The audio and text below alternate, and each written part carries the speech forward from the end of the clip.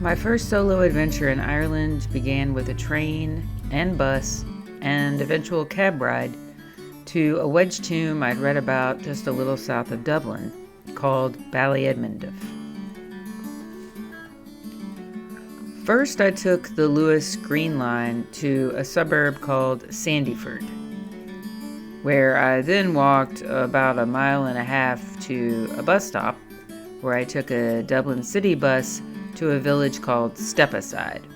In Stepaside, I had a coffee and a croissant from the local spar and called a cab to take me to as close as I could get to the tomb by car, which turned out to be a mountain bike obstacle course called Glencullen Adventure Park.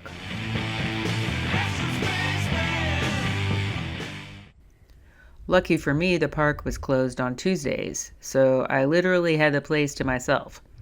The weather was overcast, but not at all cold, especially not for me, as I was hiking with my over 25-pound backpack and my 3-pound camera bag. As I was preparing for this trip, I was hopelessly naive as to how heavy this would feel as I had to walk up mountain trails to view these portal tombs and stones.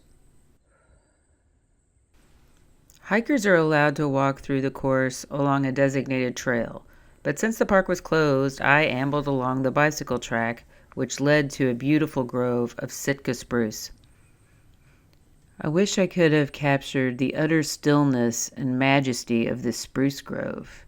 It was so dense with growth that when gazing into it, there appeared to be a deep blackness, where sunlight was impenetrable.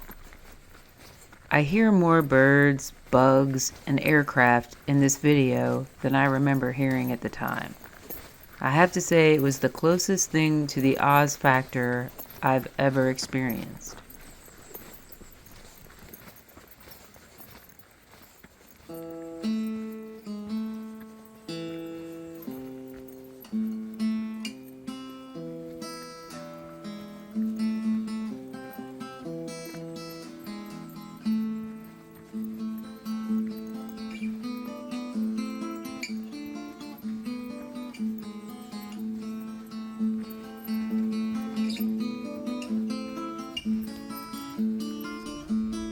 And then, after passing over a small aluminum bridge, I came upon the tomb. The tomb is in the wedge tomb style, the wedge shape being wider in the front and narrower towards the back, usually with stacked stone walls and upright standing stones called orthostats. In a survey from 1837, the tomb is identified as the Giant's Grave. There are actually multiple places in Ireland labeled as Giant's Graves, roughly 130 of them, and some with a bit of giant lore attached to them. But no specific story is attached to this wedge tomb. According to Joanna Pergis, an archaeologist writing for archaeotravel.eu, who studied this site in 2018, the giant term may be connected to the ancient Greeks' descriptions of stone walls in Sardinia, Mycenae, Malta, and other locales, which they called Cyclopean.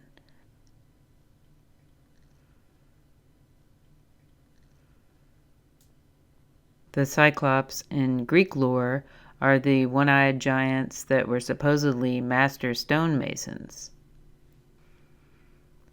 The tomb was recorded as a tumulus or earthen mound around 1832 by one Alderman Black. At that time, only a few of the standing stones were visible.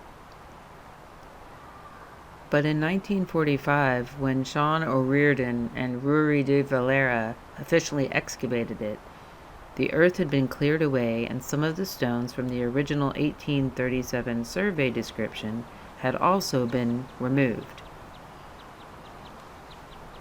Pieces of pottery and cremated bone fragments were found at the site. Human bone fragments of rib, phalanx, and a lower molar tooth. No giant's bones were found, though. I didn't have all day to take pictures and video, but I did feel compelled to leave a tiny bit of quartz as an offering to the spirits of the tomb. I hope no one's angry that I defied the leave no trace rule. I like to imagine a young, adventurous kid finding it and taking it home for their collection, having no idea it crossed the Atlantic by plane. First portal tomb down. It was actually not a portal tomb, it was a wedge tomb. The Ballyedmonduff Wedge Tomb. Took me a minute to get there. More than a minute, to be honest. Planes, trains, and automobiles. So, yeah. So I don't even know where I'm going to be coming out here. I'm hoping that I can come out at Glencullen Pitch and Putt so that I can get a ride. But, we'll see. I don't want to get arrested. As I was editing this, I was like, what is that? Looks like a little hermit hovel or something. Well, I walked right past it.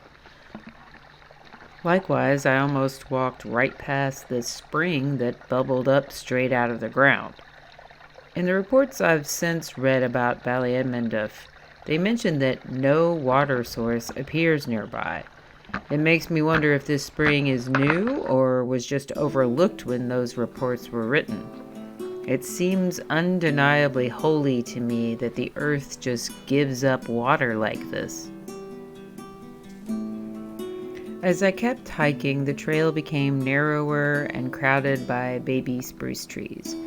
I really had no idea where I was going, but fully expected to come out on or near the road. I could hear the cars beyond the sheep pasture. As I was trekking along, I almost stepped on this gigantic slug. He certainly was in no hurry, so I tried to take a page out of his book. The rain was holding off, it was about 72 degrees and humid, and I just needed to be patient.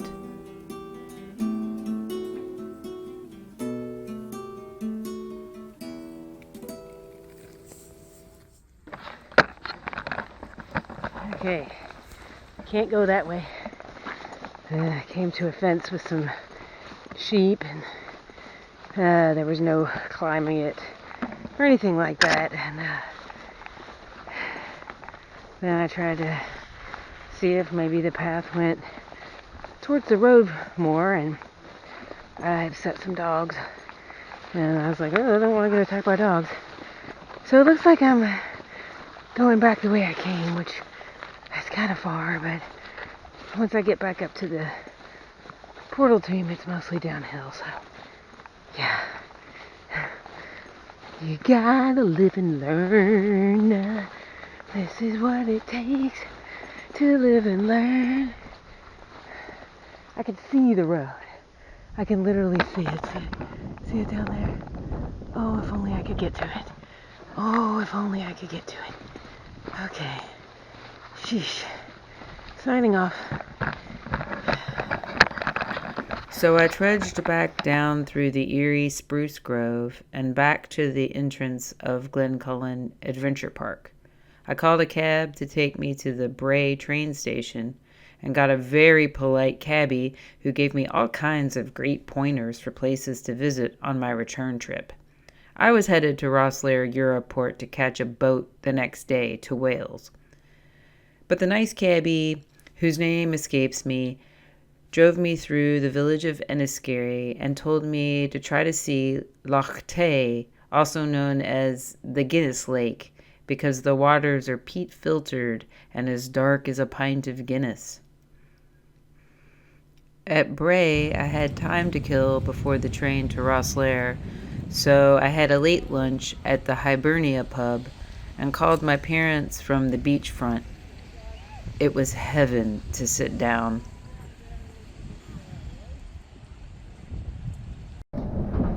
On the train ride, I hammered down some travel bookings for the next few days of ferries and trains.